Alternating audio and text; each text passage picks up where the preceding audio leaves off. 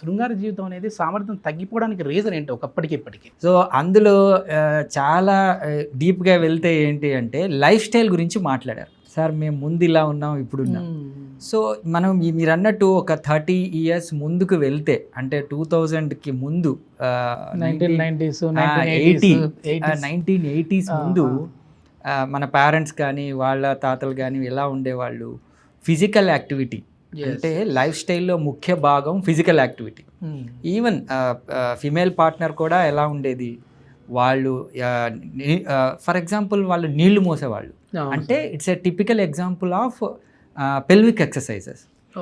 మనం అంటే పిండి రుబ్బడం కానివ్వండి, ఈ ఫిజికల్ యాక్టివిటీస్ అన్నీ వాళ్ళు తెలియకుండానే వాళ్ళ సెక్షువల్ హెల్త్ని బాగా ఇంప్రవైజ్ చేసేది.